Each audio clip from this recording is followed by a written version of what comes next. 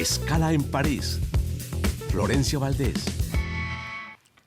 Bienvenidos a Escala en París, un programa de Radio Francia Internacional y de France 24. Es un placer estar con ustedes.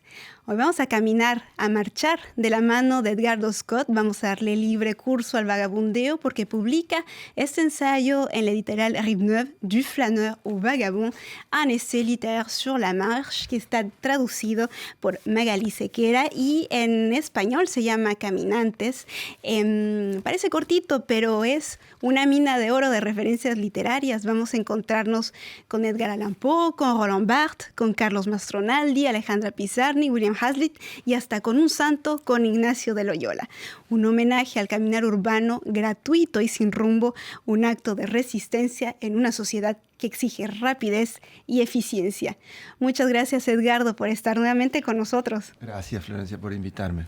Edgardo, lo recibimos hace un par de años por un ensayo que se llama Contacto, un ensayo que también quería rescatar el tacto tras una pandemia en la que nos hizo falta mucho el contacto y ahora quiere rescatar la marcha.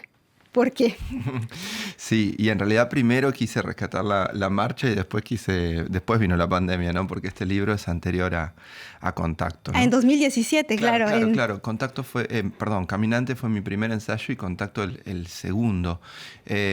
O sea que soy deliberadamente anacrónico, evidentemente, pero supongo que la literatura es siempre un poco anacrónica, ¿no? Siempre hay como un decalage, diríamos acá, ¿no? Entre los tiempos de la literatura y los tiempos de la época, ¿no? Quiero decir, anacrónico en el sentido en que me parece que la literatura siempre se adelanta o se atrasa un poco, ¿no? Pero siempre está un poco desfasada del discurso de la época y demás, ¿no? Claro, porque el discurso de la época es el periodismo, la literatura tiene el lujo de no estar en ese tiempo. Exactamente, sí. Sí, también algunos dicen que el periodismo es como la primera forma de literatura, ¿no? Que es muy lindo. No sé si hoy es tan así, siempre hay ejemplos. Es un debate. Pero seguramente lo fue y conozco muchos amigos periodistas que lo son todavía. Y usted nos dice que caminamos sin ver, sin contemplar y que casi ya no caminamos. Entonces, de esto la importancia. Ese es el tono del libro. No sé si yo diría lo mismo.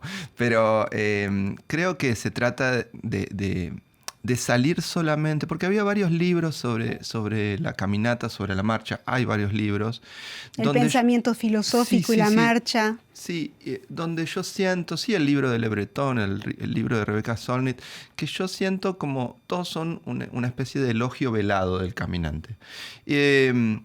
Creo que mi libro también lo es, pero no deja de ser crítico. O sea, lo que me interesa de caminar es caminar como leer, caminar como modo de lectura, ¿no? Y también leer a la caminata misma. Por eso lo primero que hice en el libro fue establecer como ciertas categorías para poder ver de qué hablamos cuando hablamos de caminar, porque hay muchas maneras de caminar y las subo, ¿no? En la literatura y en la historia. Y claro, que también que nos quede claro que no es un libro de influencer fitness, a ver que caminemos. Para nada, no, o sea, va a estar es para hablar de literatura.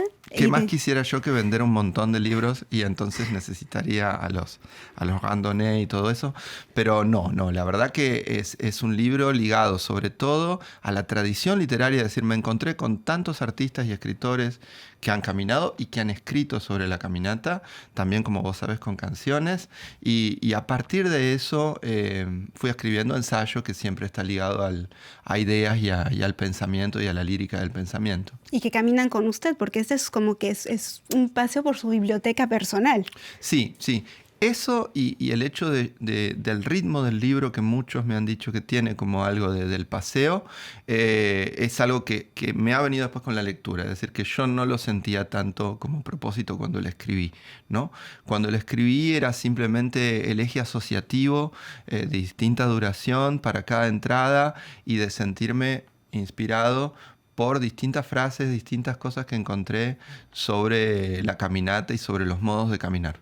Y hablemos de esas tipologías. Tenemos al flâneur, que está escrito en francés, al paseador, a los vagabundos, a los peregrinos. Me voy a dejar una última categoría para el final, sí. Pero ¿cuál es el propósito justamente de de dividirlo en estas categorías que son como tipologías literarias.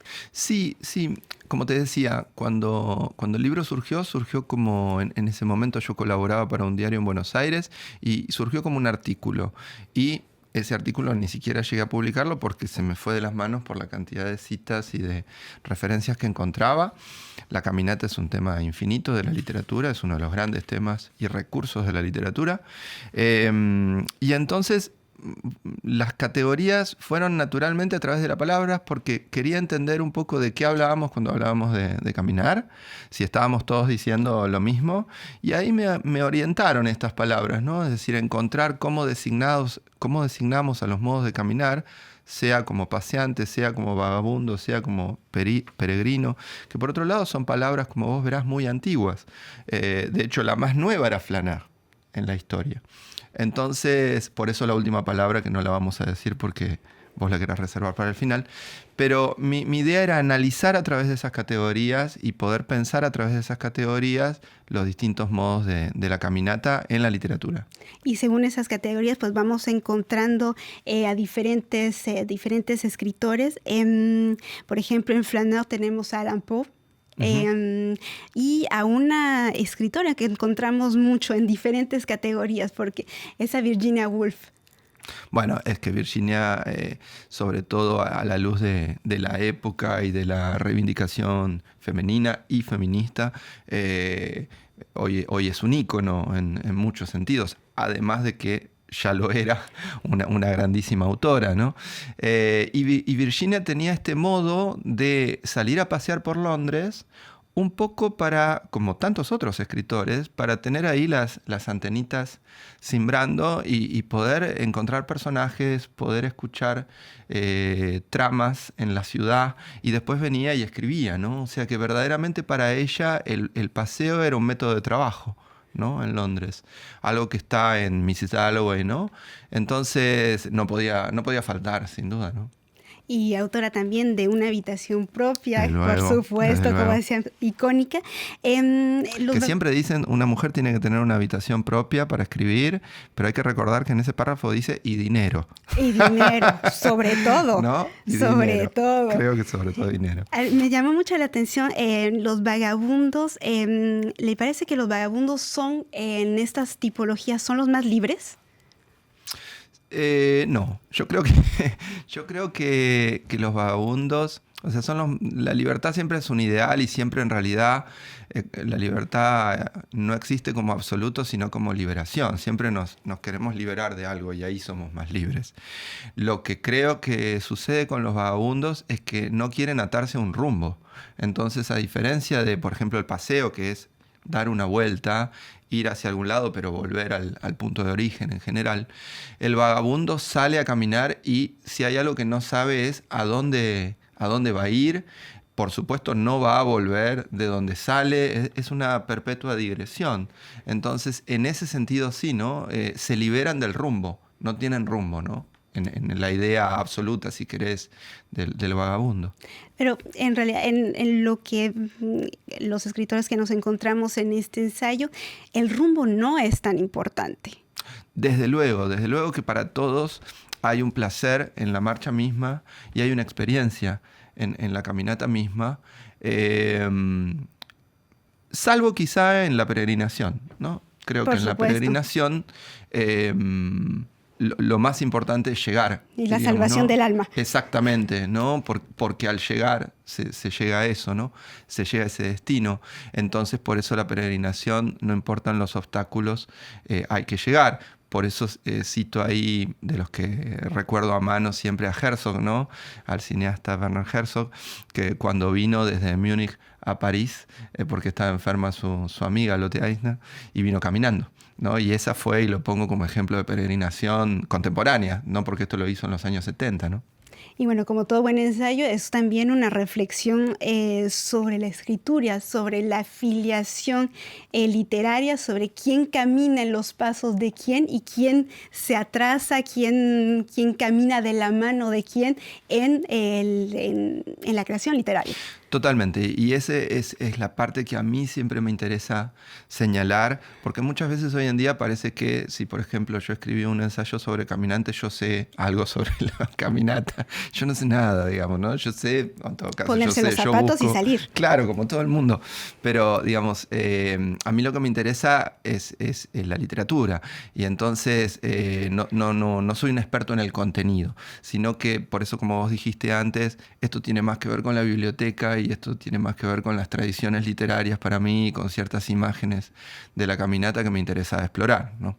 Y hay un poquito de nostalgia, no sé si me equivoco, se huele un poquito la nostalgia al caminar. Bueno, puede ser porque es cierto que hoy tenemos una suerte de doble alienación, ¿no? Porque en el siglo XX ya la ciudad moderna era esta ciudad con el pulso acelerado, pero creo que evidentemente que desde que llegó el teléfono móvil y es como una doble alienación, ¿no? Ya antes la gente iba apurada y ensimismada al trabajo, digamos, ahora va apurada, ensimismada y además absolutamente alienada sin mirar alrededor.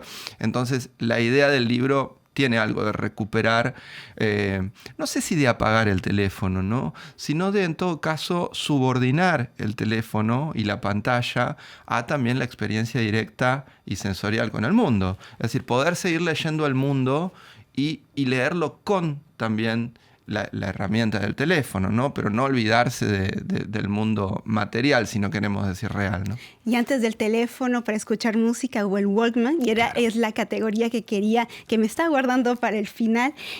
Porque vos habrás tenido Walkman también. Tuve Walkman, pero por supuesto. Claro. Este episodio del libro habla de una fecha muy importante, el 24 de octubre del 2004, que ese es el Walkman y es el fin de una época, el Walkman que empezó en 1979 y que podíamos, caminar con la música, Claro, una revolución. Que eso absolutamente fue algo inédito y que, sin embargo, hoy estamos tan acostumbrados y por eso también lo quise incluir, porque me parecía que la idea de Walkman, ¿no? Sea como estamos hoy con los cascos o en nuestra época con el cassette, ¿no? Ese aparatejo, no dejaba de ser entrar a la ciudad con esa... Yo creo que tomo esa idea, si querés, un poquito romántica. Algunos me han dicho que leyendo el libro, la idea de tener, digamos, algo en los oídos es un poco como aislarse, pero yo creo que es más bien musicalizar el paseo, ¿no? Es decir, la banda sonora. Exacto, de los paseos. Como aplicarle, tal vez porque es eso lo que yo hago también, ¿no? Pero aplicarle una banda sonora al paseo y al trayecto que vamos y acompañar la percepción de la ciudad y del trayecto con alguna música, ¿no? Con alguna tonalidad, diríamos.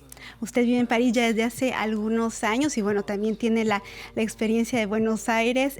¿Dónde, tal vez no preferencia, pero cómo camina Edgardo Scott en Buenos Aires y en París? Bueno, los amigos porteños lo van a saber comprender, pero se camina más fácil y mejor en París, porque es una ciudad a la escala casi todavía de la marcha, es decir, uno puede atravesar París en el día sin grandes dificultades, uno no puede atravesar Buenos Aires caminando, va a llegar un momento donde va a estar exhausto y va a querer subirse a algún transporte. Entonces, y también porque creo que los parisinos están, y estamos, me agrego, más acostumbrados a los trayectos a pie que los porteños, me parece. Pues muchísimas gracias, Edgardo. Se nos acaba este paseo. Usted publica Du flâneur au vagabond, un essai littéraire sur la marche, traducido por Magali Sequera. Genial traducción y también traducido en italiano, en portugués. Muchísimas gracias por haber estado con nosotros. No, gracias a vos, Florencia, por la invitación y la lectura. Y muchísimas gracias a ustedes por su confianza. Les recomiendo este libro. Saben que nos encuentran también en rfimundo.com y france24.com. Hasta la próxima. Waiting for the final call, it's coming.